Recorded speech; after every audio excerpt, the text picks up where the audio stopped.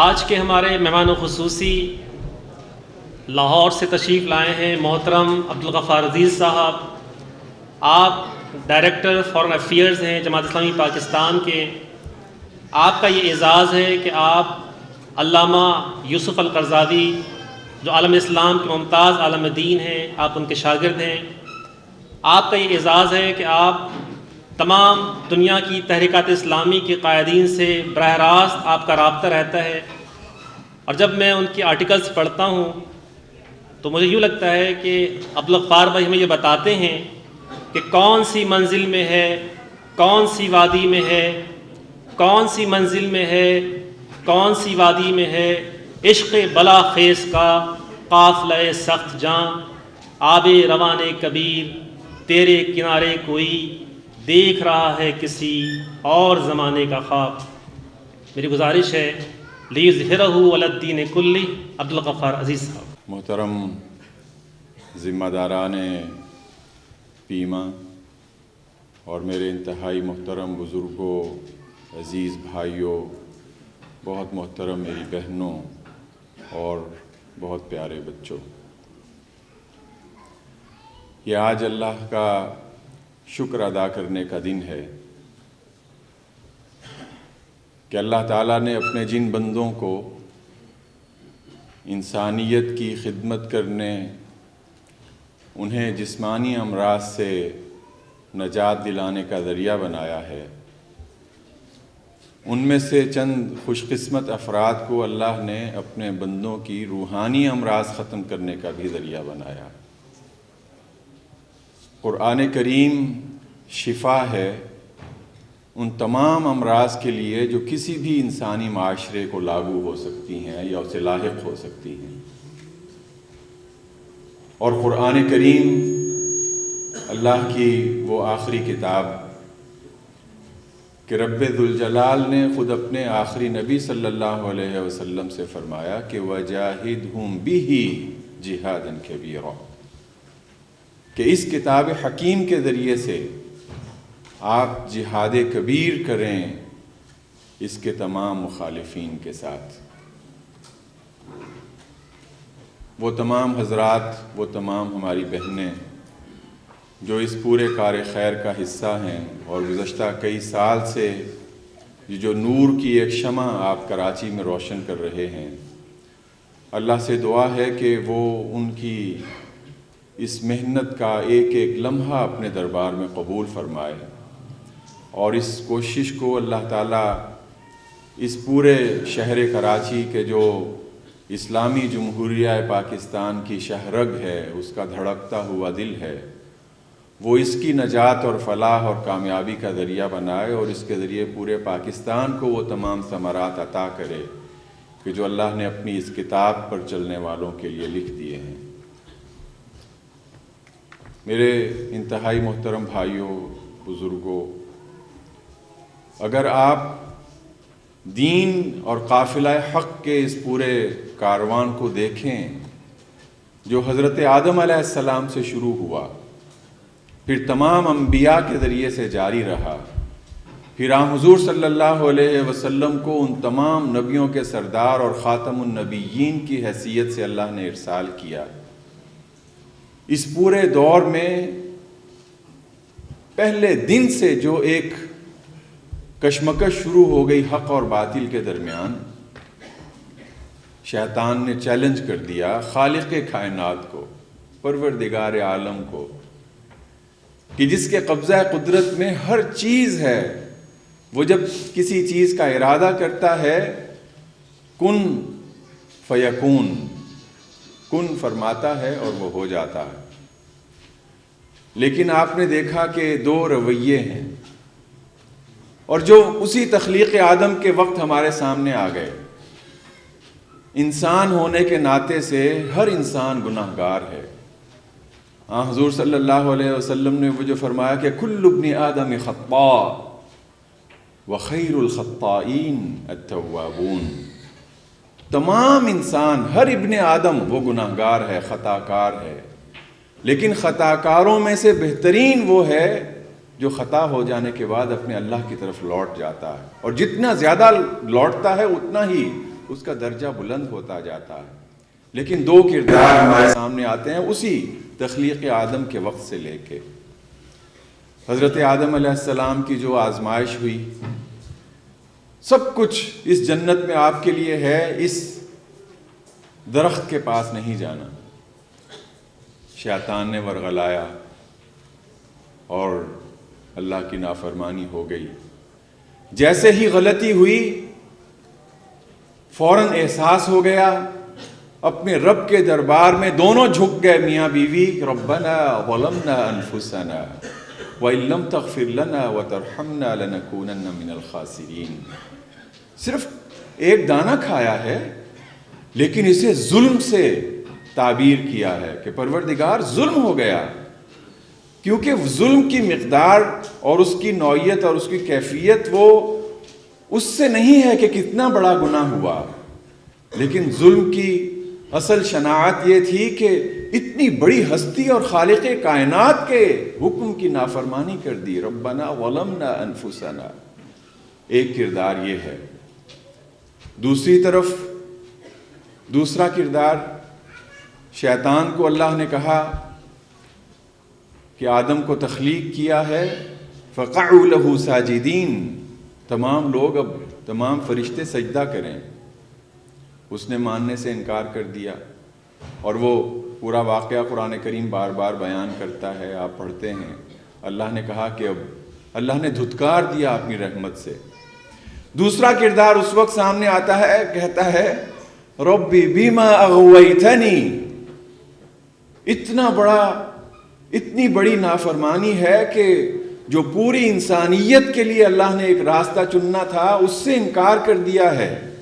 لیکن جب غلطی اور نافرمانی کر بھی دی ہے تو اس کا سارا وبال اور اس کا سارا الزام نعوذ باللہ خود اللہ تعالیٰ کے سر پہ لگا رہا ہے. پر اے اللہ، تو نے جو مجھے گمراہ کیا ہے، اب میں تیرے بندوں کو قیامت تک گمراہ کرتا رہوں گا اگر تو مجھے مہلت دے. یہ دو رحمان اور اس کے بندوں کا کردار، اور حق اور اس کے ماننے والوں کا راستہ، اور دوسری طرف وہ شیطان. یہ دونوں راستے مسلسل پوری انسانی تاریخ میں موجود ہیں، اور آج کی دنیا میں بھی الحمدللہ وہ اہل سعادت پوری دنیا میں موجود ہیں کہ جو اسی قرآن کے پیغام کو، اسی آدمی سرشت کے ساتھ کہ آدم ہیں لیکن اللہ کو بھول جاتے ہیں. اللہ نے یہ کتاب نجات، کتاب ہدایت ہمیں عطا کی ہے، آؤ اس کتاب کی طرف تاکہ ہم رب ذوالجلال کی رضا حاصل کر سکیں. شیطان پھر اسی طرح ورغلاتا ہے. لیکن اور پھر خاص طور پہ آپ نے پچھلا جو زمانہ دیکھا، آپ پوری حضور صلی اللہ علیہ وسلم کے بعد اسلامی تاریخ کو چھوڑ بھی دیں، گزشتہ صدی کو ہی آپ دیکھیے.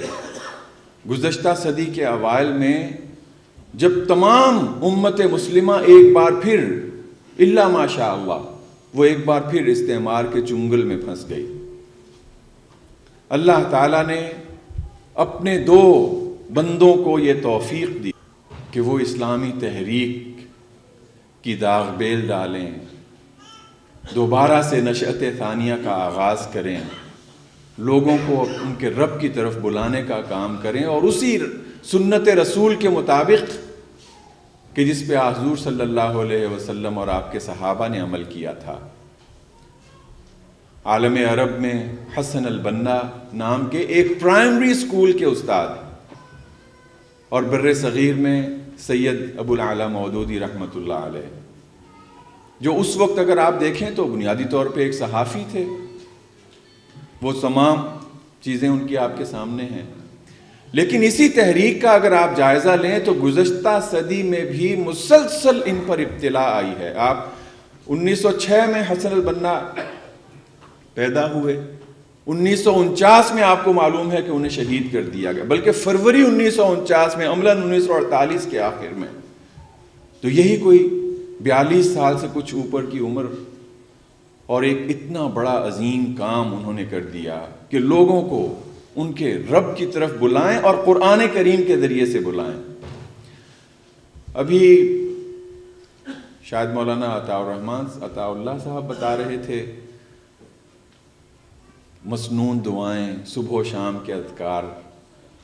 حسن البنا شہید نے اپنے کارکنان کے لیے جس چیز کو لازمی قرار دے دیا اس وقت سے لے کے، اور اس وقت سے لازمی قرار دی گئی یہ چیز میرے بزرگوں اور بھائیوں اور بہنوں میں مکمل دعوے کے ساتھ اور سوچ سمجھ کر یہ الفاظ ادا کر رہا ہوں کہ اس وقت سے لے کے آج کے اس دن تک، اور انشاءاللہ جب تک اللہ تعالیٰ کو مراد ہے اور منظور ہے یہ سفر جاری رہے گا، اسلامی تحریک اور اخوان المسلمون کا ہر ایک کارکن صبح و شام ان اورات کا، قرآنی اور مسنون دعاؤں کا ورد کرتا ہے صبح و شام، اور مسلسل اس کا خود مشاہدہ ہوتا ہے۔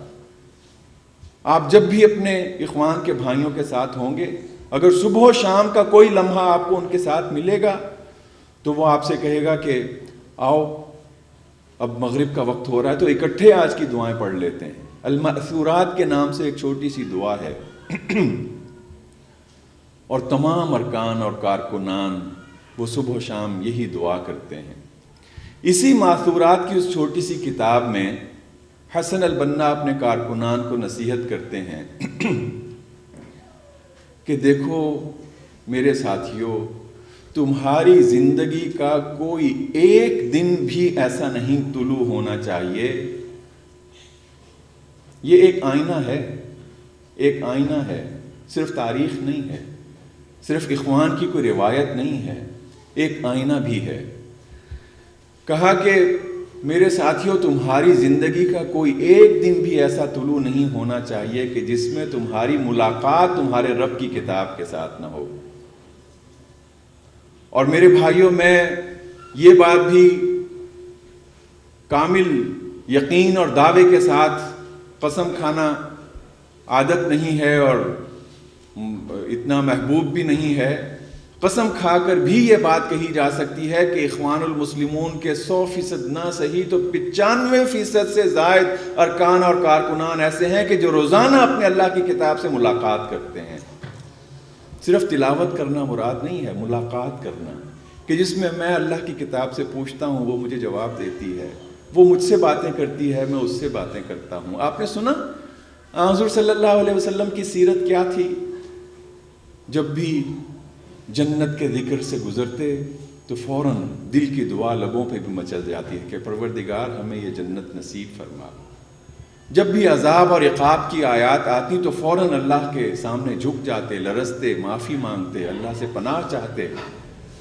اللہ کی کتاب سے ملاقاتیں، اور اخوان کے جو طے شدہ نصاب ہے اس کے مطابق اخوان کے ہر رکن کو روزانہ ایک پارے کی تلاوت کرنا ہے، گویا کہ ہر مہینے اس نے قرآن کریم مکمل تلاوت کرنا اور اس سے گفتگو کرنا۔ استثناء پھر موجود ہے، اس میں اس طرح سٹرکٹ یہ نہیں ہے، اور ریلیکسیشن کے تمام پہلو موجود ہیں کہ مصروفیت کے وقت کتنا اور وقت ہے تو اس سے بھی ایک پارے سے بھی زیادہ، لیکن یہ کم از کم کسی بھائی کے بارے میں یہ نہیں سوچا جا سکتا کہ آج اس نے اللہ کی کتاب ہی سے ملاقات نہیں کی، آج اس نے صبح و شام کے اورات ہی نہیں پڑھے ہیں۔ میں آج کے اس پروگرام کے لیے کوئی پریزنٹیشن نہیں تیار کر کے لایا، لیکن آپ کے پروگرام کو دیکھ کے مجھے اپنے پاس پڑی ہوئی 2 ویڈیو کلپس دکھائی دیں، تو وہ میں آپ سے چند لمحوں کی ہیں آپ سے شیئر کرتا ہوں۔ اخوان اور تحریک کے لوگ اور دیگر اسلامی تحریکات وہ پوری دنیا میں اس بات کا اہتمام کرتی ہیں کہ قرآن کریم کی بہتر سے بہتر تلاوت، قرآن کریم حفظ کرنا، اور پھر اس کے کمپٹیشنز، مقابلے عالمی سطح کے۔ یہ ایک کمپٹیشن کی چھوٹی سی ایک جھلک ہے جو مراکش میں ہوا، وہاں کے ہمارے بھائی ہیں، اور اس طرح کے بھی بہت سارے کلپس ہیں۔ مجھے آج کے یہاں پروگرام میں پہنچ کے یہ بات یاد آئی، بہت سارے اس کے بھی مثالیں ہیں۔ یہ جس بچے کی تلاوت آپ سنیں گے، آپ دیکھ رہے ہیں کہ معذور ہے۔ اگر یہ نیچے لکھا ہوا ٹیکسٹ آپ کے سامنے نہ ہو تو مجھے یا کسی کو سمجھ نہیں آتی ہے کہ وہ کیا پڑھ رہا ہے، لیکن جب آپ متن کو سامنے رکھ کے اس کی تلاوت سنتے ہیں تو بالکل سمجھ میں آتی ہے کہ وہ یہی تلاوت کر رہا ہے۔ اور اپنے اس اپنے اس معذوری کے عالم میں بھی یہ قرآن کریم کا ایسا حافظ ہے. ان کے اساتذہ نے یہ آپ سن لیجئے ذرا یہ تلاوت آغاز سے اگر آپ شروع کریں.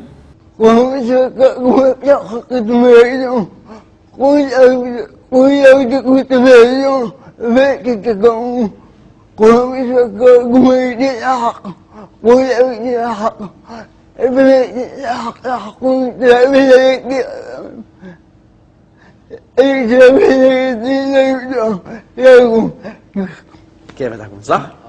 طيب فصل صح ما شاء الله. مکمل قرآن اس معذور نے بھی اپنے دل اور ذہن میں محفوظ کیا ہے. اس کے بعد ان کے استاد پوچھتے ہیں, ذرا پلے کیجئے بھائی. مبسوط ما شاء الله ما شاء الله.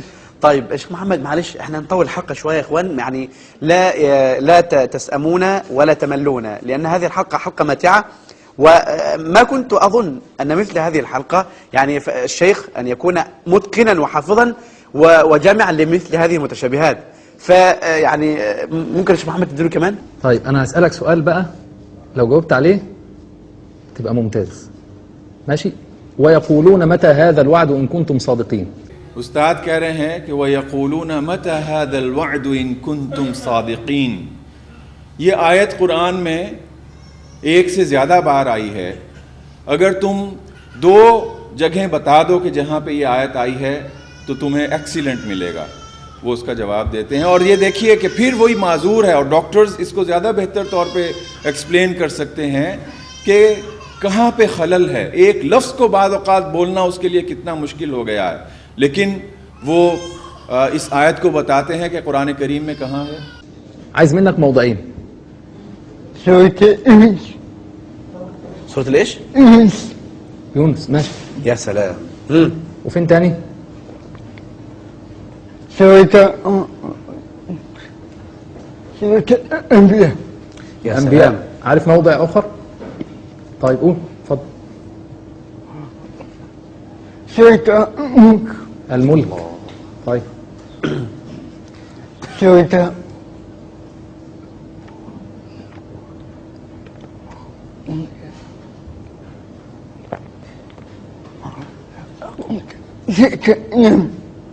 يا سلام. النمل. الله أكبر. اب یہ سورۃ النمل, وہ نمل کا لفظ کس مشکل سے انہوں نے ادا کیا ہے. 2 مقامات پوچھے تھے, انہوں نے 4 مقامات بتائے ہیں, اور یہ ایک ایک لفظ اسی مشقت کے ساتھ بولتا ہے. آپ کو حضور صلی اللہ علیہ وسلم کی وہ حدیث یاد آ رہی ہے کہ جس میں آپ نے فرمایا کہ قرآن کریم کی بہترین انداز سے تلاوت کرنے والے کو یہ اجر ملے گا, لیکن جو نہیں پڑھ سکتا ہے, کوشش کر کے اٹک اٹک کے پڑھتا ہے, اسے اس اچھے قاری سے بھی زیادہ اجر ملے گا, ایک تلاوت کا اور ایک کوشش کا. آگے چلائیے ذرا اسے. اب ان کے استاد کہہ رہے ہیں کہ یہ سورۃ الملک میں جہاں پہ یہ آیت آئی ہے, جہاں ذرا پڑھ کے سنائیے.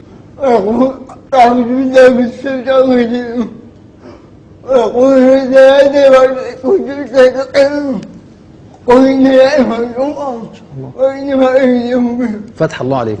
یہ تلاوت سننے کے بعد یہ جو اساتذہ ہیں وہ اوپر بھی آپ دیکھ رہے ہیں, یہ اساتذہ صرف مراکش کے نہیں ہیں, مختلف عرب ممالک سے آئے ہوئے ہیں. عالم عرب میں ایک روایت ہے کہ جب کسی کو اپنے سے بڑا ہونے کا اعزاز دینا ہو, اسے محسوس کروانا ہو کہ تم کو میں اپنا بڑا مانتا ہوں, اس کے سر کا بوسہ لیا جاتا ہے. اس پروگرام کے بعد اس معذور طالب علم کا ان تمام اساتذہ نے اٹھ کے سر چوما کہ تم ہمارے بڑے ہو. اور پھر ان اساتذہ نے جو کمنٹس کیے اس معذور حافظ قرآن پر, کہا ان سے نہیں, اس سے نہیں گفتگو کی, حافظ صاحب سے بات نہیں کی, وہ مجھ سے اور آپ سے بات کی ہے. استاد کہہ رہے ہیں کہ میرے بھائیوں, اس حافظ قرآن کو سننے کے بعد ہم اللہ تعالیٰ کے پاس جا کے کیا عذر پیش کریں گے. قرآن کریم سے میرا تعلق اور میری وابستگی, اور پھر آج ہم پوری دنیا میں مسلمانوں پر اور امت پر ٹوٹنے والی قیامت دیکھیں. یہ آپ چھوڑ دیجئے, ایک اور دوسری ویڈیو آپ ذرا لگائیے. کوششیں, جیسے میں نے عرض کیا کہ دنیا کے سارے شیطان وہ قرآن کریم کی اس, یہ ایک اور دوسری ویڈیو جو ہے وہ آن کیجیے. قرآن کریم سے لوگوں کو دور کرنا چاہتے ہیں. یہ ایک ترکیہ کے نام سے TRT عربک ایک عرب چینل ترکی نے بھی شروع کیا ہے اور الحمدللہ پچھلے کچھ عرصے میں ہی اس نے خاصا ایک مقام پیدا کر لیا ہے. یہ ایک نیوز آئٹم دے رہا ہے ترکیہ TRT عربک. ترکی جو کہ سیکولر اب بھی اس وقت بھی کانسٹیٹیوشنلی سیکولر سٹیٹ ہے اور اب سے چند ماہ پہلے تک بھی ترکی میں ہماری بہنوں کا سر پہ دوپٹہ یا سکارف رکھ کے جانا کسی سرکاری ادارے یا تعلیمی ادارے میں جانا ممکن نہیں تھا, قانوناً منع تھا. ترکی جہاں پہ کبھی عربی زبان میں نماز پڑھنے, قرآن کی تلاوت کرنے, اذان دینے پر پابندی تھی, اللہ تعالیٰ ترکی سے ہمارے لیے جو بہار کے جھونکے عطا کر رہا ہے. اس نیوز آئٹم میں یہ ہے کہ ترکی میں ایک NGO نے, چونکہ ظاہر ہے کہ اسٹیٹ تو سیکولر ہے, اسٹیٹ نہیں کر سکتی ہے, ایک NGO نے ایک پروگرام شروع کیا ہے کہ 7 سال کے بچوں کو 7 years old 7 سال کے بچوں کو نماز کی ترغیب دی جائے. آپ کو حضور صلی اللہ علیہ وسلم کی وہ حدیث یاد آئی ہوگی کہ جس میں آپ نے فرمایا کہ جب تمہارے بچے جب 7 سال کے ہو جائیں تو انہیں نماز کی ترغیب دو. اور ترغیب کے حوالے سے انہوں نے ایک پوری جو کیمپین شروع کی, اس کا موٹو یہ تھا بلغت السابعۃ من العمر وابدأ الصلاۃ. میں اب 7 سال کا ہو گیا ہوں, اب میں نماز شروع کرنے لگا ہوں. 7 سال کے ان بچوں کو یہاں پہ ایک پروگرام اس کے لیے کیا گیا. اس میں ان کے لیے ترغیب کی بات ہے نا, پرائز ڈسٹریبیوشن ہے. نماز پڑھنے آؤ گے تو وہاں پہ تمہیں انعام بھی ملے گا. ذرا یہ خبر سنیں. في تركيا بتوزيع الهدايا المختلفة على الأطفال الذين استجابوا لحملة وصلت إلى 7 من عمري وسأبدأ الصلاة. إذ تجمع عدد كبير من الأطفال لأداء الصلاة معا. مسجد الفاتح بإسطنبول يعج بالأطفال الذين استجابوا لحملة وصلت إلى 7 من عمري وسأبدأ الصلاة. أطلقت جمعية الخدمات الدينية في تركيا حملتها التشجيعية لتشجيع الأطفال على الذهاب إلى المساجد وتعويدهم على أداء الصلاة فيها. وبهذا قامت الجمعية بتوزيع هدايا متنوعة وجذابة على الأطفال. أنا أتيت إلى هنا لتأدية الصلاة وللفوز بالهدايا. تهدف الجمعية من خلال هذه الحملة إلى احتضان الأطفال وترغيبهم في الصلاة. كل الأطفال هنا مجذوبون للجواهر المتلألئة. إنهم مستقبل البلاد. لدينا هنا بين 7,000 و8,000 طفل, وهذا ما كنا نطمح إليه.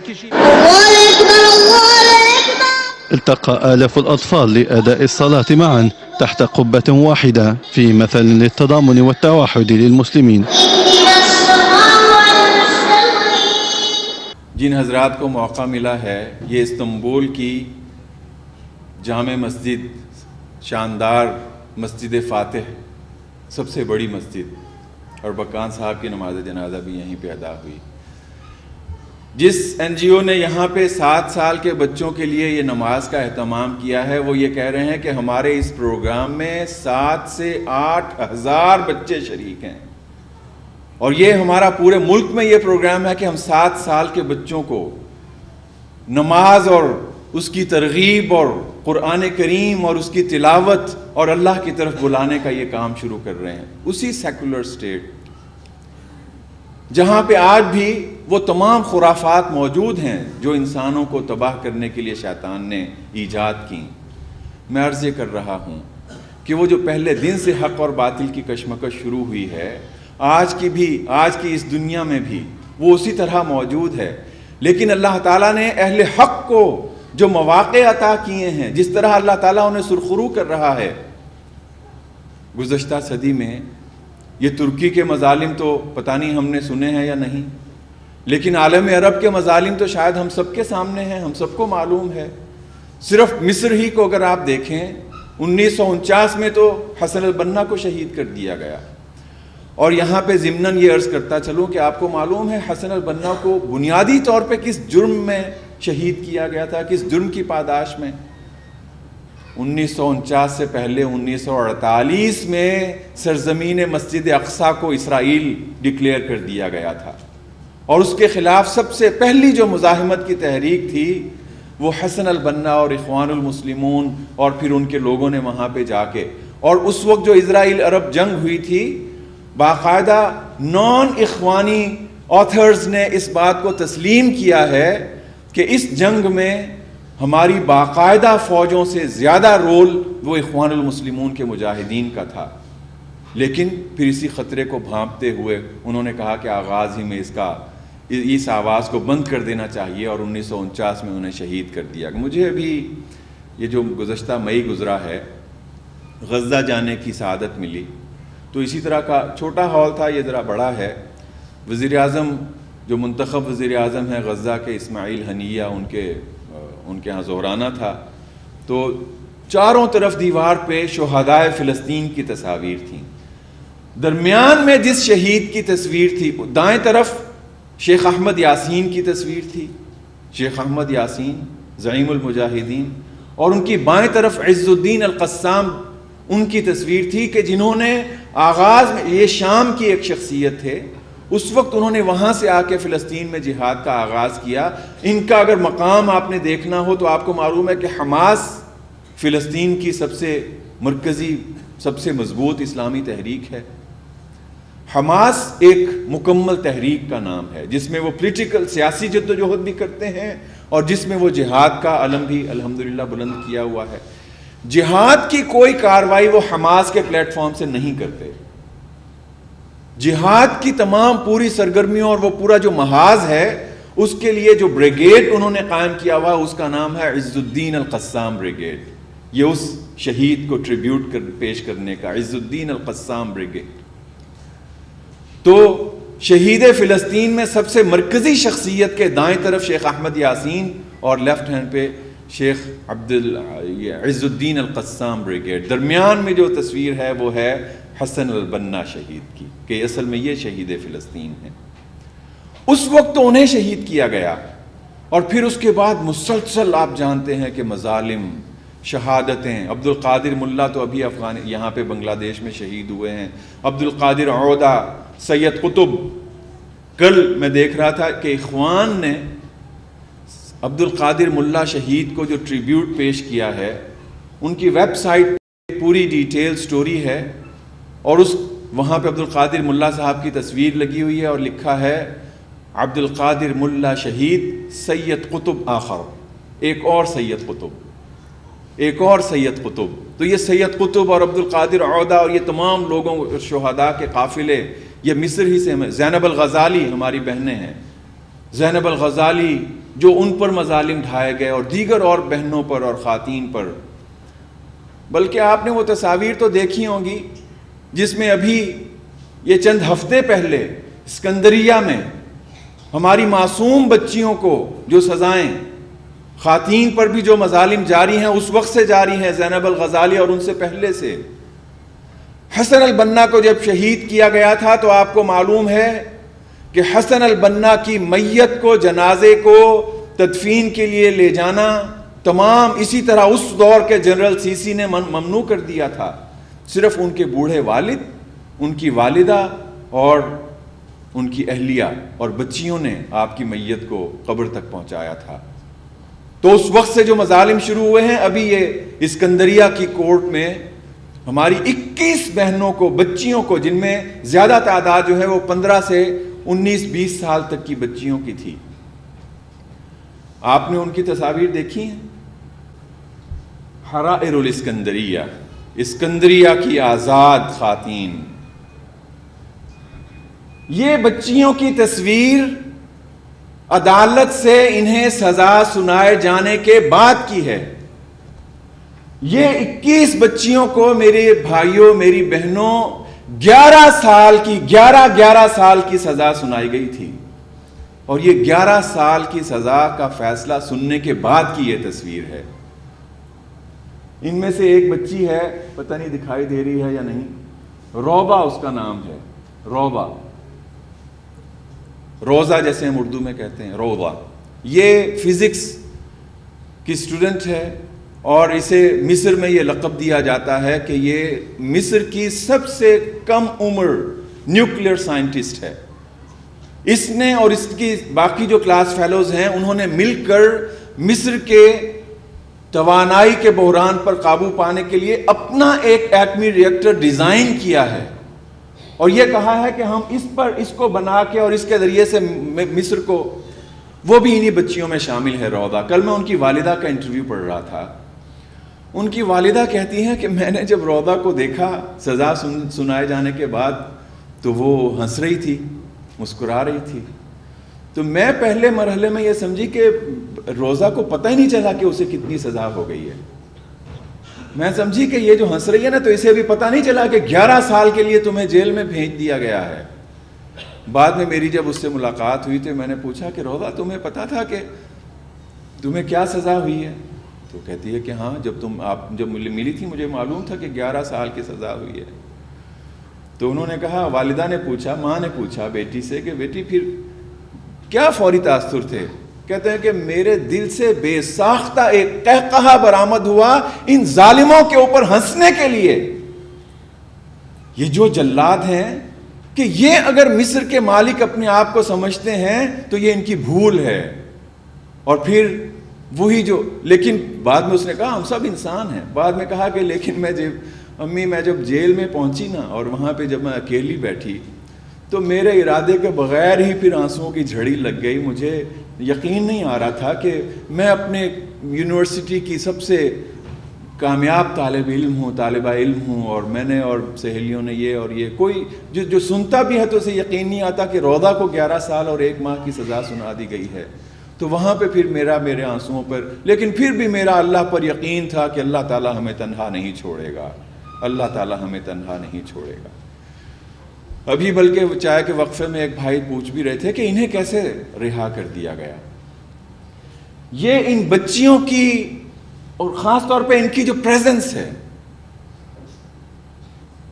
سفید براق لباس اور وہ چہروں پہ ایمانی ایک نور اور مسکراہٹ، اس نے مصر میں جو موجودہ تحریک ہے اسے جو قوت بخشی ہے، اس منظر نے جو دنیا کی تمام ہیومن رائٹس آرگنائزیشنز کو موٹیویٹ کیا ہے، اس نے خود جنرل سیسی اور کے ساتھیوں کو جیسے دل کے اندر سے انہیں تیر ان کے اوپر چلائے ہیں۔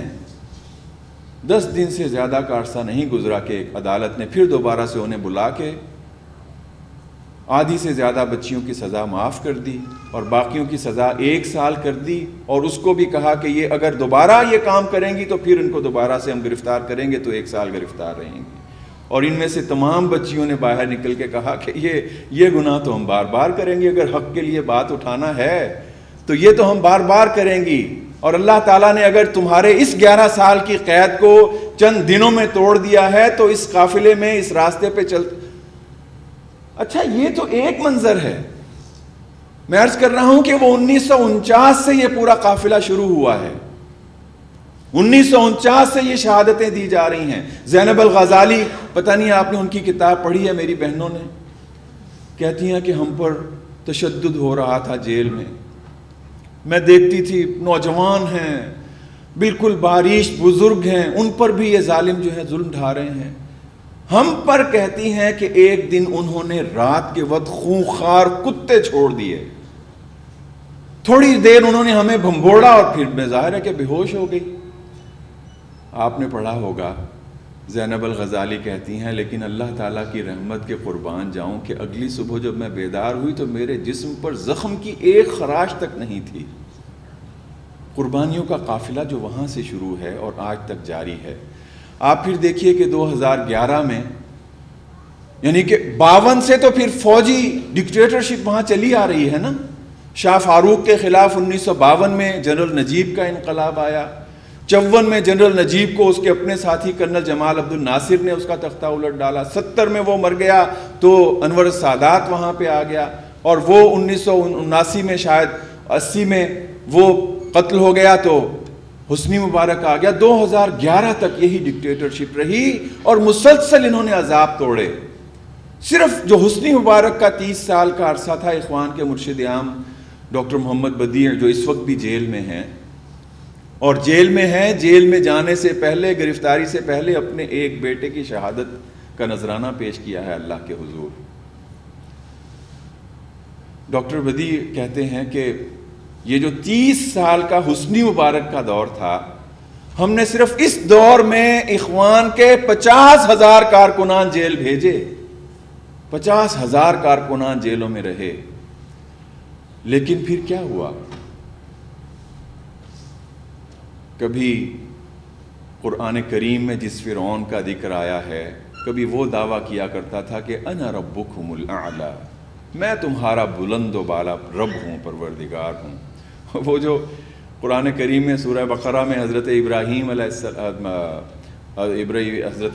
علیہ السلام اس دور کے فرعون کے ساتھ جو مکالمہ کرتے ہیں، ابراہیم کہتے ہیں کہ میرا اللہ وہ زندگی دیتا ہے اور موت دیتا ہے. اس نے کہا انا احیی و امیت، میں بھی زندگی دیتا ہوں اور موت دیتا ہوں. ایک سزائے موت کے قیدی کو بلایا، کہا کہ تم آزاد ہو. ایک بے گناہ کو پکارا اور اس کا سر قلم کر دیا، میں بھی زندگی دیتا ہوں. ابراہیم وقال ابراہیم فإن اللہ یأتی بالشمس من المشرق فأتی بها من المغرب فبہت الذی کفر. تو یہ دعوے اس دور میں بھی موجود تھے، اور آج بھی حسنی مبارک اور اس کے بعد بھی یہ اسی طرح موجود ہیں. لیکن میرے بھائیوں، جو میرے اور آپ کے لیے پیغام ہے کہ اس پورے عرصے میں اسلامی تحریک کے ان کارکنان نے، وہ جو حسن البنا نے کہا تھا کہ میرے بھائیوں، میرے بیٹو، ہماری زندگی کا کوئی ایک دن بھی اللہ کی اس کتاب سے ملاقات کے علاوہ نہیں گزرنا چاہیے. اس میں کہیں پہ کوئی خلل نہیں آیا. اسی لیے آپ دیکھتے ہیں، اسی لیے میرے بھائیوں آپ دیکھتے ہیں، ابھی پرسوں کی بات ہے، یہ پرسوں کی بات تو فوجی انقلاب کے دوران کی بات ہے نا. پرسوں مصر میں ان کی ایک نیشنل ڈاکٹرز ایسوسی ایشن ہے، جس میں مصر کے تمام ڈاکٹرز ووٹ دیتے ہیں اور اپنی یونین کا انتخاب کرتے ہیں. اور آپ جانتے ہیں کہ 14 اگست جو ابھی گزرا ہے، اس میں میدان رابعہ کا وہ سانحہ روح پذیر ہو چکا ہے. اسی میں آپ ذرا دیکھیے، ایک اور تصویر ہوگی میدان رابعہ کی. یہ میدان رابعہ تھا، اور یہ میدان رابعہ کا ایک گوشہ ہے. کوئی ایسا کیمرہ نہیں تھا کہ جو میدان رابعہ میں یہ دور تک میلوں لمبے اس دھرنے کی کوئی ایک تصویر بنا سکتا. 26 جون سے لے کر 14 اگست تک یہ تمام لاکھوں لوگ دن رات اس میدان رابعہ میں رہے ہیں. وہ جو کونے میں آپ کو دکھائی دے رہی ہے نا، وہ رابعہ بصری مسجد ہے. اسی کی مناسبت سے یہ پورا چوک رابعہ چوک کہلاتا ہے، رابعہ میدان کہلاتا ہے. وہ تمام فوجی ڈکٹیٹرشپ کے بعد جب 2011 میں اللہ تعالیٰ نے وہاں کے ہمارے مصری بھائیوں کو کامیابی دی، 2 سال کے اندر اندر 8 دفعہ مصری عام عوام وہ الیکشنز کے لیے پولنگ بوتھ پر گئے. 8 بار الحمدللہ اللہ کی توفیق سے اور ہمارے ان بھائیوں کی قربانیوں اور کوششوں کی وجہ سے، محنت اور جد و جہد کی وجہ سے. ہمارے ایک بزرگ تھے، حج کے لیے گئے تو وہیں پہ اللہ کو پیارے ہو گئے. مولانا مودودی کے ساتھیوں میں سے تھے. تو اتفاق سے میں بھی وہاں قطر یونیورسٹی سے ادھر گیا ہوا تھا، تو مل گئے. تو مجھے کہنے لگے کہ وہ ادھر غار ثور گئے ہو؟ میں نے کہا نہیں، میں تو نہیں جا سکا. اور وہ ہماری یونیورسٹی کے جو باقی لوگ ہیں وہ کہتے ہیں جی کہ وہاں منع کیا جا رہا ہے کہ غار ثور وہ بڑا خطرناک راستہ ہے اور کیجولٹیز ہو چکی ہیں، اوپر سے لوگ گر کے. کہنے لگے جی کہ میں گیا ہوں. اور واقعی وہ بہت مشکل اور خطرناک چڑھائی ہے. لیکن اور وہاں پہ اوپر چڑھ کے بھی بمشکل کہتے ہیں کہ میں ہاتھ پاؤں سے بالکل گھسٹ کے وہاں تک پہنچا ہوں. وہاں غار ثور کے دروازے کے پاس پہنچ کے بھی میں بالکل گھٹنوں کے بل رینگتے ہوئے اس غار کے اندر جا سکا ہوں.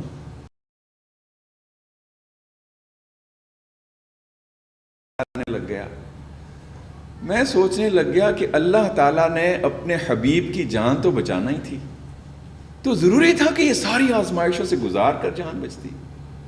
جان بچانے کے لیے تو جو بہانہ بنایا، مشرکین بالکل سر پہ پہنچ گئے تو مکڑی کا ایک جالا. وَإِنَّ أَوْهَنَ الْبُيُوتِ، قرآن کریم کہتا ہے کہ کمزور ترین گھر اگر کسی کا ہے تو وہ مکڑی کا ہے. تو وہ کمزور ترین گھر وہاں پہ دکھا دیا اپنے دشمنوں کو، اور وہ اسے چھوڑ کے چلے گئے. یہ تمام بہت کمزور ترین دنیاوی اسباب تھے کہ لیکن اس سے پہلے اللہ تعالیٰ نے اپنے نبی کے ذریعے سے اپنے نبی کے امتیوں کو یہ پیغام دیا کہ جب یہاں تک مسلسل مکمل اپنے حصے کا کام کر لو گے تو اپنی کمزور ترین مخلوق کے ذریعے سے بھی میں تمہیں بچا لوں گا. اسی طرح مصر ہو یا ان تمام ممالک کے لوگ ہوں، انہوں نے مسلسل قربانیاں دے کر اللہ تعالیٰ کی اس نصرت کو اپنے نام لکھوایا ہے. 8 الیکشنز میں کامیابی ہوئی. 30 جون 2012 میں صدر مرسی نے صدارت کا حلف اٹھایا، اور آپ جانتے ہیں کہ 1 سال کے اندر انہیں بالکل ایک دن بھی سکھ کا سانس نہیں لینے دیا گیا. لیکن میں عرض یہ کر رہا ہوں کہ ان تمام آزمائشوں سے جب نکل کے آئے ہیں تو اس کے بعد الحمدللہ عوام کی یہ اکثریت تھی. پرسوں جو ڈاکٹرز کے الیکشنز ہوئے ہیں وہ اس قتل عام کے بعد ہوئے ہیں. اس رابعہ میدان میں 14 اگست اور اس سے پہلے جو انہوں نے 30 جون سے لے کے 26 جون سے لے کے بلکہ یہاں پہ ان لاکھوں لوگوں اور خواتین نے بھی آپ نے سنا ہے کہ آپ کو معلوم ہے یہاں پہ شہید ہونے والا سب سے کم عمر شہید، اس کی عمر کتنی تھی؟ اس کی عمر 1 ماہ تھی. نام اس کا معتصم تھا اور مقام پیدائش اس کا رابعہ میدان تھا. یہیں پہ جنم لیا. آپ تو ڈاکٹرز ہیں، آپ ہم سب جانتے ہیں اور عذر بھی پیش کرتے ہیں. آپ کے آج کے پروگرام کے لیے بھی آپ کے بہت سارے بھائیوں نے، یہ پورے فہم قرآن پروگرام کے لیے آپ کو کیا کیا عذر نہیں پیش کیے جاتے ہوں گے، سننے پڑتے ہوں گے. تو اب ایک خاتون جو ان آخری ایام میں کمزوری اور بیماری کے دن گزار رہی ہے، اس سے زیادہ مضبوط عذر اور کس کا ہو سکتا تھا؟ کہہ سکتی تھی کہ ناظم صاحب میں تو انشاءاللہ بعد میں آ جاؤں گی، اب مجھے ذرا رخصت دے دیجئے. کوئی دنیا کا رول، کوئی اخلاق، کوئی قاعدہ ایسا نہیں تھا جو ہماری اس بہن کو رخصت نہ دیتا. لیکن اس نے بھی اور اس کے شوہر نے بھی کہا کہ نہیں، نہ جانے کون سی گھڑی اللہ کے دربار میں قبولیت کی ہو اور ہم اس سے محروم رہ جائیں. نہیں، میدان ہی میں جائیں گے. میدان ہی میں رہے. وہاں پہ ہی ایک کیمپ ہاسپٹل میں بچے کو جنم دیا اور اس کا نام معتصم رکھا. معتصم. وَاعْتَصِمُوا بِحَبْلِ اللَّهِ. آپ قرآن فہمی کے کورس کر رہے ہیں. وَاعْتَصِمُوا بِحَبْلِ اللَّهِ. اعتصام. ایک تو یہ قرآنی مطلوب اس کا معنی اور مفہوم ہے. ایک اعتصام کا آج کی عربی زبان میں جو مستعمل لفظ ہے اس کا مطلب ہے دھرنا دینا.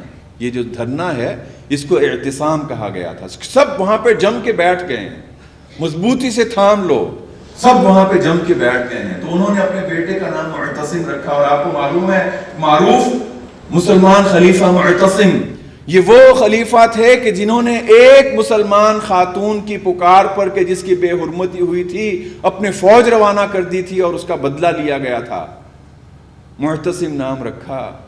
وہیں پہ اللہ نے یہ تحفہ دیا، وہیں پہ اسے شہادت کا مرتبہ دے دیا کہ تم دونوں اب شہداء کے، شہید کے ماں باپ ہو. اور پھر یہاں پہ جو قیامت ٹوٹ، اسی عالم میں کہ یہاں پہ لاکھوں لوگ وہ ہمارے والے لاکھوں نہیں ہیں کہ چند ہزار ہوں تو اخبارات اسے لاکھوں لکھ دیتے ہیں یا پارٹیاں اس کو لاکھوں کا دعویٰ کر لیتے ہیں. نہیں، عملاً لاکھوں لوگ. اور یہاں پہ گزرنے والا بھی یہ سارا عرصہ کیسا تھا آپ کو معلوم ہے میرے بزرگوں، بھائیوں اور بہنوں.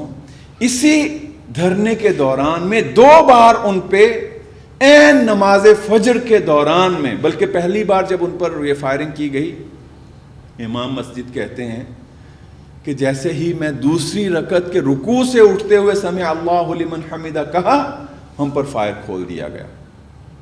دوسری بار پھر اسی طرح. رمضان بھی درمیان میں شروع ہو گیا. اب رمضان کی بھی تمام تر عبادات، تراویح، افطار، سحر، نوافل، قرآن، تمام اسی میدان میں ان لوگوں نے گزارے. اور گرمی تھی آپ جانتے ہیں، یہیں پہ گزارے. 2 بار اسی دوران میں ان کے اوپر اسی فجر کی نماز میں فائرنگ ہوئی. میرے بھائیوں 800 شہید پیش کیے جا چکے تھے 14 اگست سے پہلے 800 شہداء.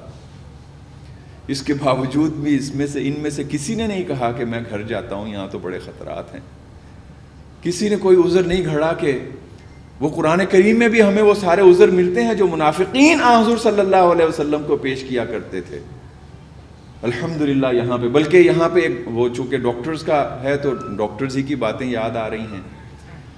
ایک ڈاکٹر کا انٹرویو اس کے بعد شائع ہوا. وہ کہتے ہیں کہ میں کئی دن سے وہاں پہ موجود تھا اور ڈیوٹی دے رہا تھا.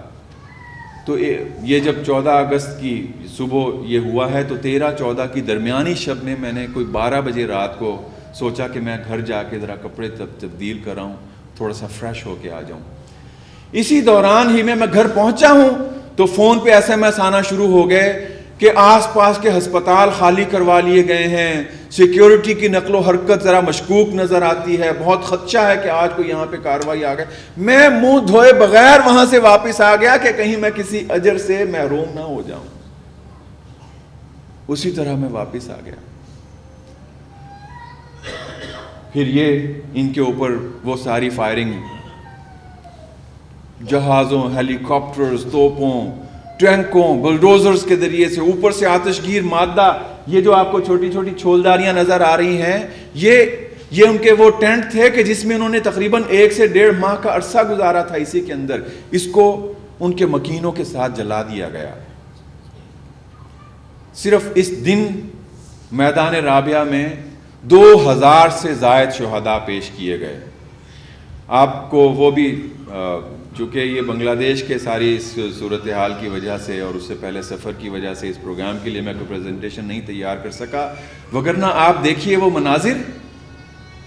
نوجوان اپنے ساتھ ایک تھیلا لیے ہوئے ہیں، کل کائنات ہے اس کی یہاں پہ میدان میں.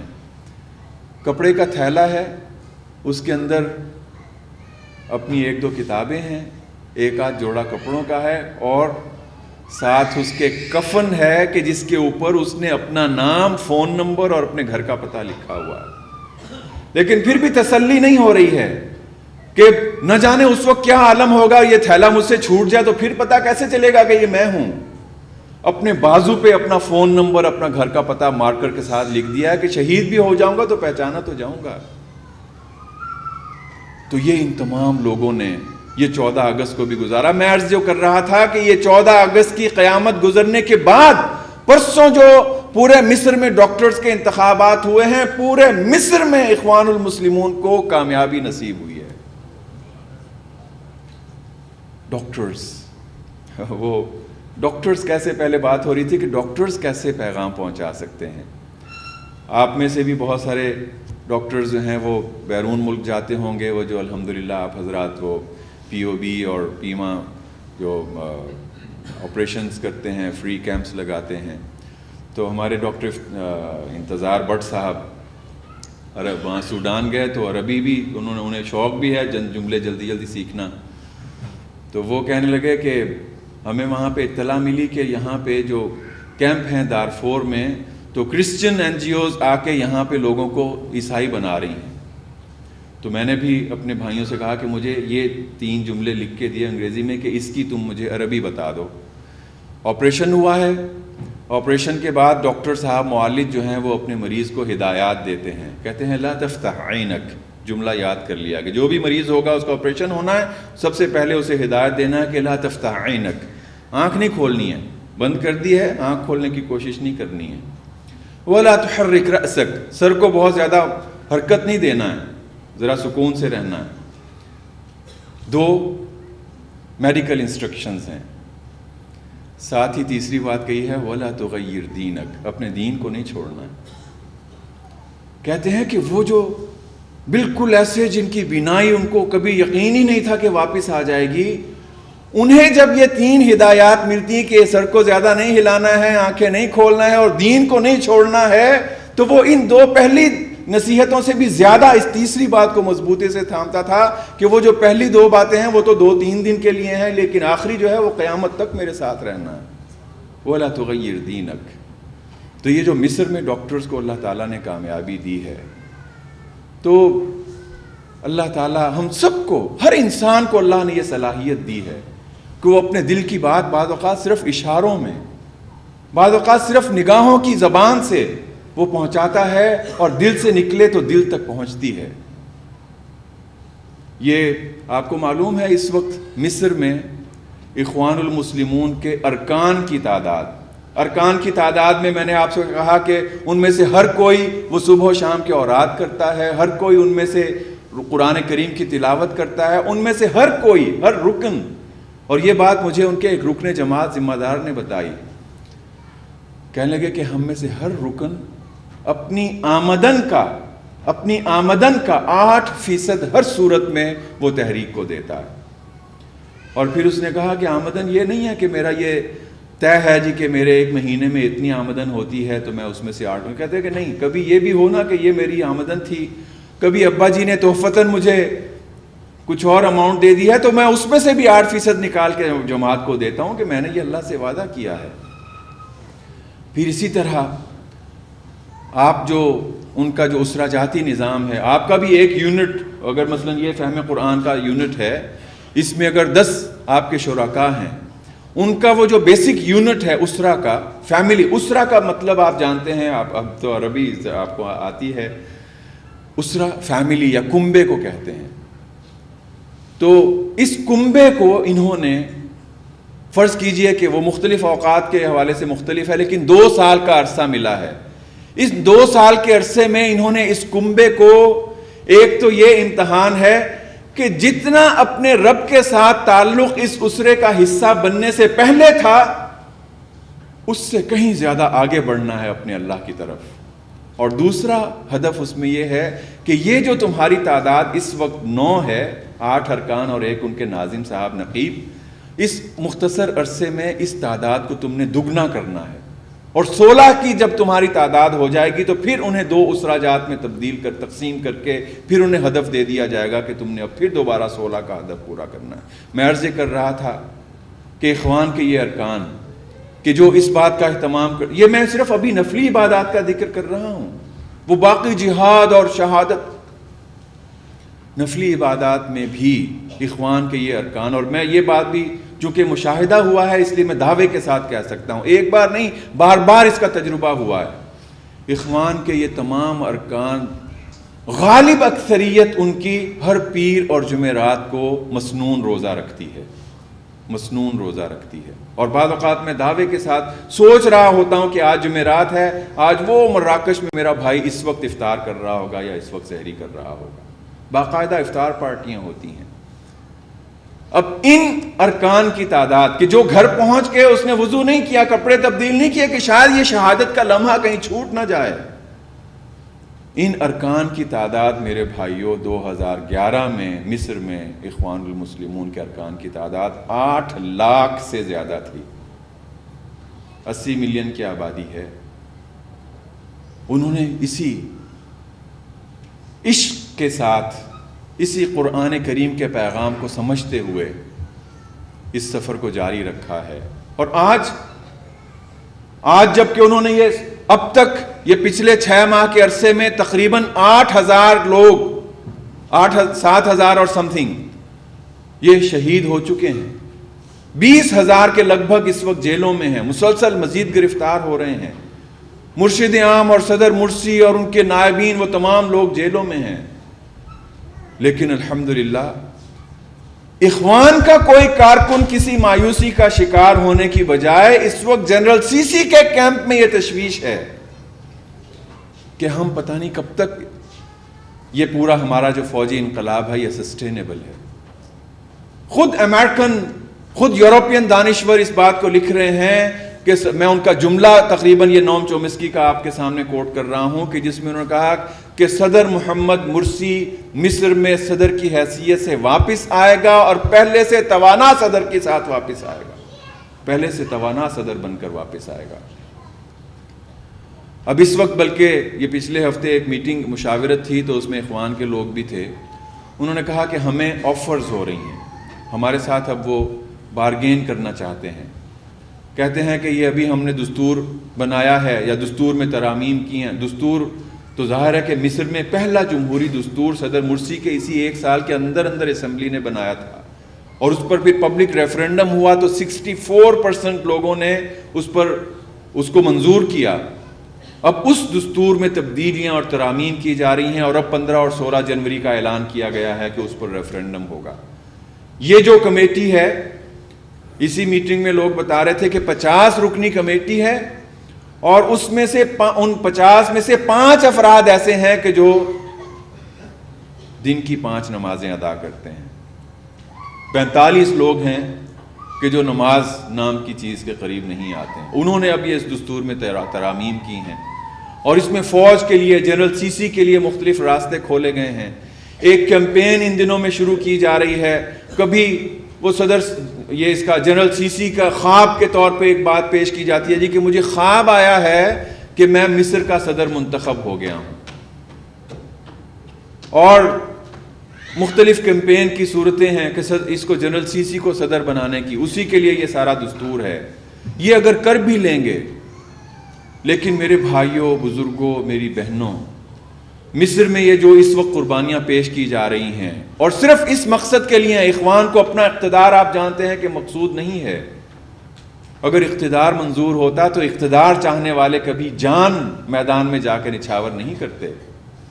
یہ جو بات ہے نا کہ ہم ان کا نعرہ سنتے تھے کہ اخوان ہمیشہ کہتے ہیں کہ اللہ غایتنا، اللہ ہمارا مقصود ہے، والرسول قدوتنا، حضور صلی اللہ علیہ وسلم ہمارے رہنما ہیں، والقرآن دستورنا، قرآن ہمارا دستور ہے، والجہاد سبیلنا، جہاد ہمارا راستہ ہے، والشہادۃ فی سبیل اللہ اسمی امانینا۔ یہاں پہ دیکھیے اخوان نے یہ نہیں کہا کہ والشہادۃ فی سبیل اللہ امنیتنا، شہادت ہماری آرزو ہے، نہیں، کہا کہ اسمی امانینا، ہماری سب سے پاکیزہ ترین کوئی آرزو ہے تو وہ اللہ کے راہ میں شہادت ہے۔ اور یہ کوئی صرف نعرہ نہیں ہے، اس نعرے کو انہوں نے حقیقت بنا کر پیش کیا ہے۔ شہادت کے لیے ابھی کچھ عرصہ پہلے مسلسل شہداء ہو رہے ہیں۔ ابھی یونیورسٹی میں ایک نوجوان شہید ہو گیا جامعۃ الازہر میں،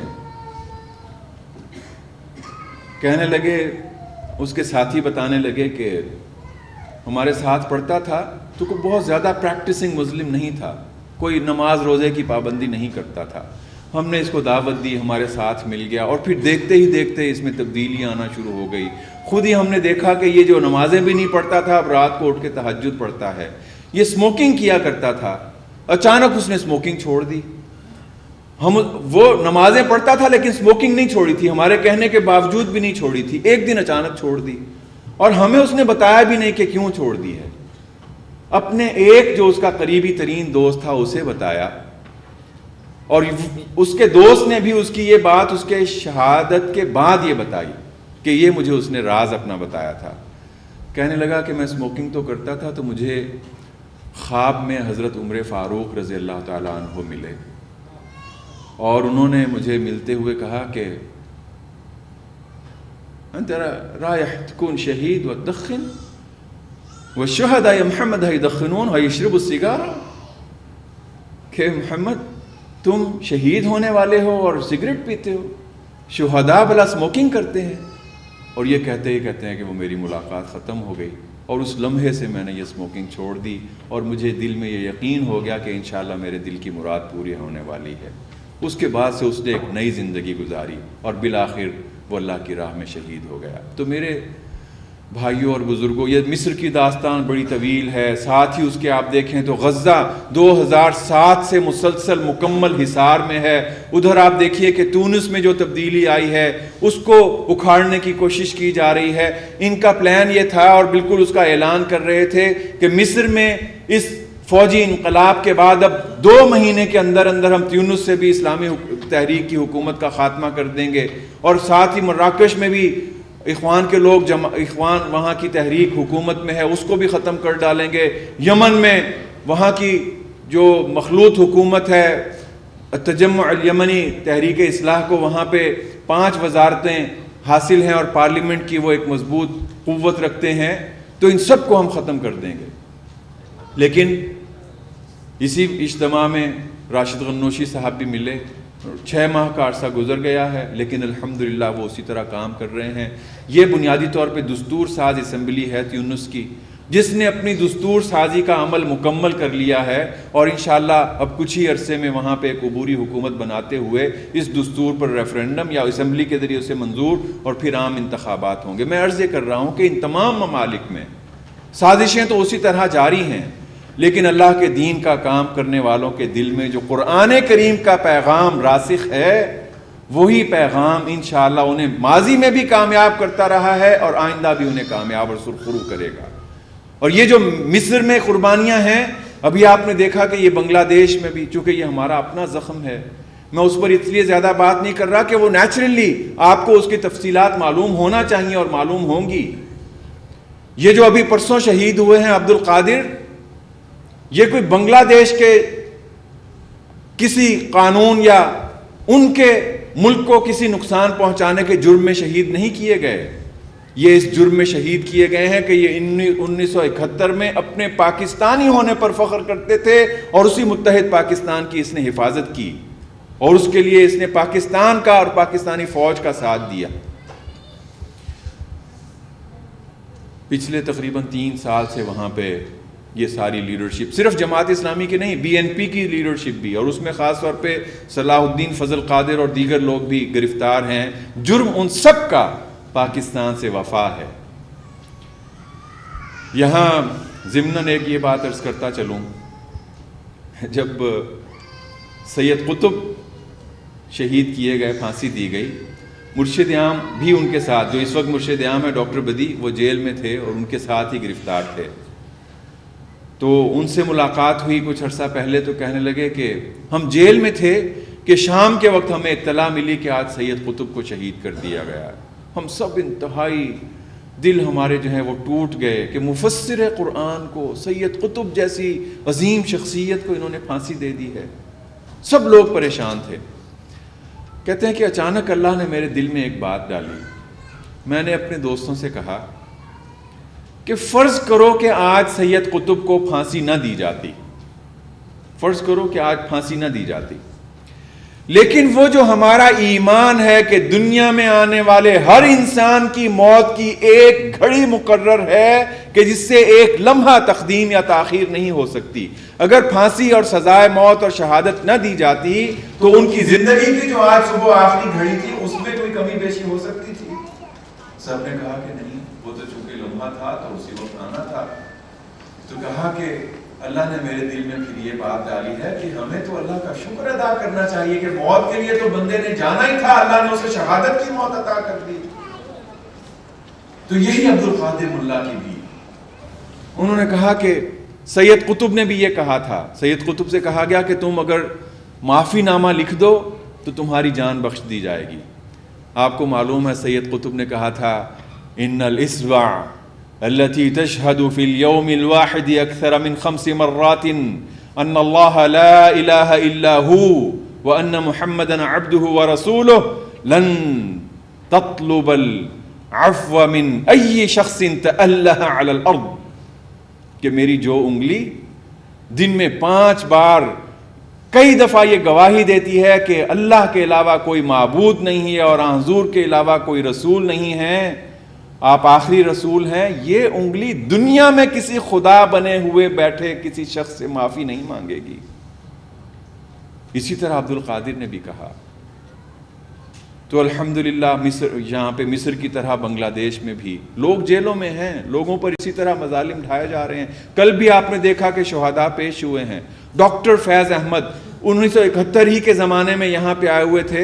طارق الرحمن شیلے صاحب کا نام آپ میں سے جس نے سنا ہے، یہ ان کے بہنوئی تھے، ڈاکٹر تھے، یہاں پہ لاہور ہی میں انہوں نے MBBS کی اور پھر بعد میں انہیں بھی پرسوں شہید کر دیا گیا۔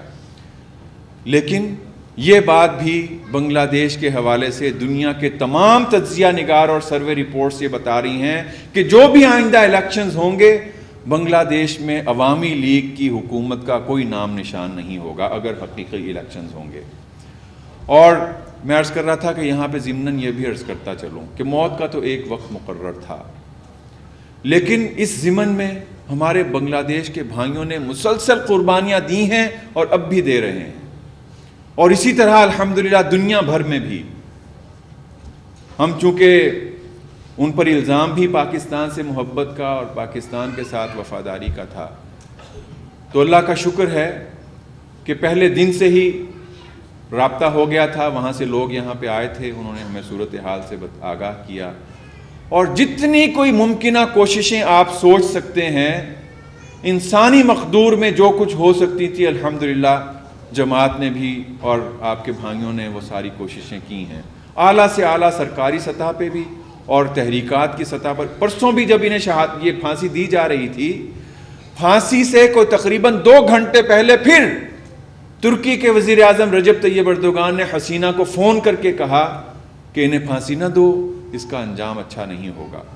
لیکن وہ چونکہ آپ ساری اس کی بیک گراؤنڈ جانتے ہیں اور آپ جانتی ہیں, تو وہ اس نے یہ جرم کیا.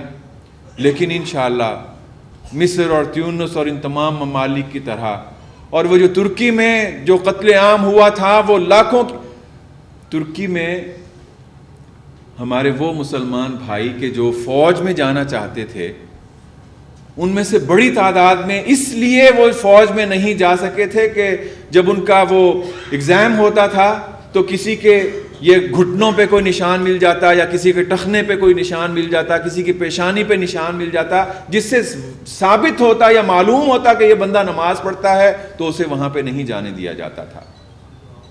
لیکن الحمدللہ ابھی آپ نے دیکھا 8,000 بچے 7 سال کی عمر میں وہ نماز کا آغاز کر رہے ہیں, اور یہ بہار ہے جو الحمدللہ وہاں پہ ہر طرف ہے.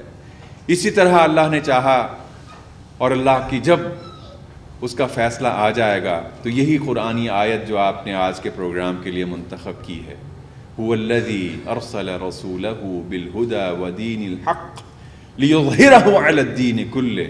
بلکہ آپ اس سے پہلی کی آیت دیکھیں,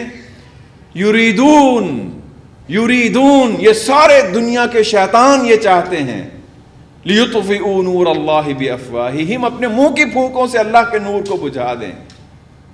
وَيَأْبَى اللَّهُ إِلَّا أَن يُتِمَّ نُورًا. اللہ تعالیٰ نے اس ایک فیصلے کے علاوہ باقی تمام آپشنز ریجیکٹ کر دیے ہیں. یأبى اللہ, اللہ نے ریجیکٹ کر دیے ہیں تمام آپشنز, صرف ایک آپشن کے علاوہ, إِلَّا أَن يُتِمَّ نُورًا, کہ اس نے اپنے نور کو مکمل کر کے رہنا ہے. انشاءاللہ یہ ایک بہت دوسرا چیپٹر ہے, میں اسے کھولنا نہیں چاہتا, اشارتاً عرض کرتا ہوں چند جملوں میں. مصر میں جو اب تبدیلی آئے گی انشاءاللہ, وقت کا معلوم, وقت کا علم صرف اللہ کو ہے, لیکن مصر میں جو اب تبدیلی آئے گی وہ صرف مصر کی تبدیلی نہیں ہوگی. انشاءاللہ رب ذوالجلال پر کامل یقین اور ایمان کے ساتھ میں اپنے فلسطینی بھائیوں کی, بزرگوں کی بات آپ تک منتقل کر رہا ہوں کہ انشاءاللہ جو اب مصر میں تبدیلی آئے گی وہ مسجد اقصیٰ کی آزادی تک پہنچے گی, اور فلسطین ایک بار پھر امت سے آ کر ملے گا.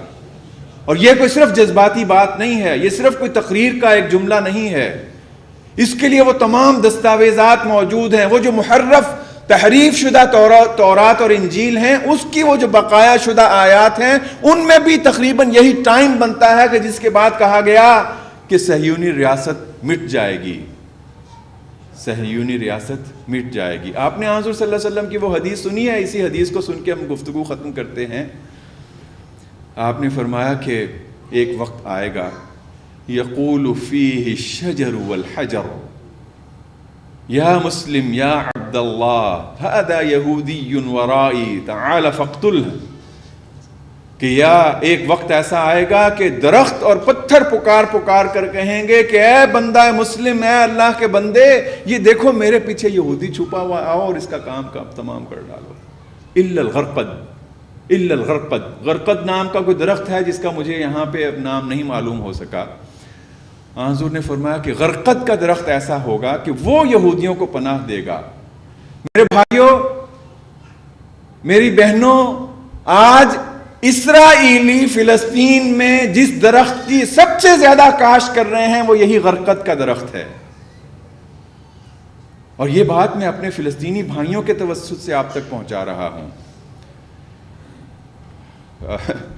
فلسطینی بھائیوں کا ذکر آیا ہے تو پھر زبان بےتاب ہے, لیکن میں آپ سے معذرت چاہتا ہوں, آپ سے اجازت چاہتا ہوں, اس یقین کے ساتھ اور اسی یقین کے اعادے کے ساتھ کہ آپ نے جو قرآن کا سفر شروع کیا ہے, انشاءاللہ کراچی کی وہ روٹھی ہوئی بہاریں اسی کے ذریعے سے واپس آئیں گی۔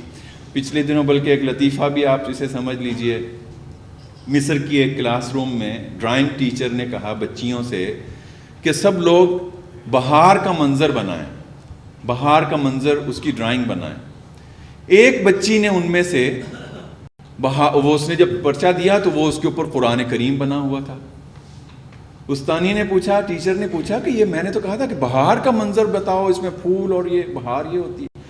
کہتی اچھا یہ بہار ہوتی ہے، میری امی نے تو مجھے دعا یاد کروائی ہوئی ہے کہ جس میں حضور صلی اللہ علیہ وسلم نے فرمایا تھا کہ ان تجعل القرآن ربیع قلبی، اللہ قرآن کو میرے دل کی بہار بنا دے۔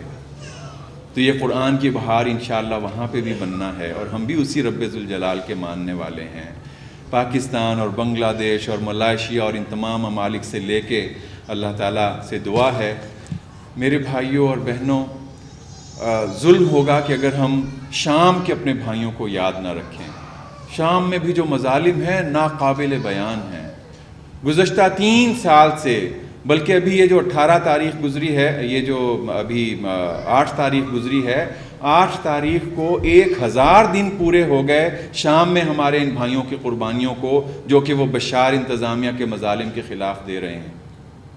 انہیں بھی، اور مصر اور شام اور تیونس اور یمن اور بنگلہ دیش اور افغانستان اور کشمیر اور فلسطین اور غزہ اور ان تمام لوگوں کو بھی، وہ جو حضور صلی اللہ علیہ وسلم نے فرمایا میرے بھائیوں بہنوں، خاص طور پہ میری بہنوں، اس بات کی اہمیت کو ہمیں کم نہیں سمجھنا چاہیے کہ جس میں خاتم النبیین صلی اللہ علیہ وسلم نے فرمایا کہ الدعاء سلاح المؤمن، دعا مومن کا ہتھیار ہے۔ ہم اپنے بھائیوں کی اور تو جو بھی مدد کر رہے ہیں، کر سکتے ہیں، ضرور کرنا چاہیے، دعاؤں سے کبھی محروم نہیں کرنا چاہیے۔ اور خاص طور پہ آپ اس حدیث کی روشنی میں دیکھیں کہ حضور نے فرمایا کہ جب بندہ مومن اپنے کسی بھائی کی عدم موجودگی میں اس کے لیے دعا کرتا ہے، اللہ کی طرف سے ایک فرشتہ اس کے ساتھ لا کے بٹھا دیا جاتا ہے جو اس کی دعا پر کہتا ہے آمین وَلَكَ مِثْلُ ذَلِكَ، اللہ تیری دعا قبول کرے اور یہی دعا تیرے حق میں میری قبول کرے۔ پروردگار ہم سب پر رحم فرما۔ وآخر دعوانا الحمدللہ رب العالمین۔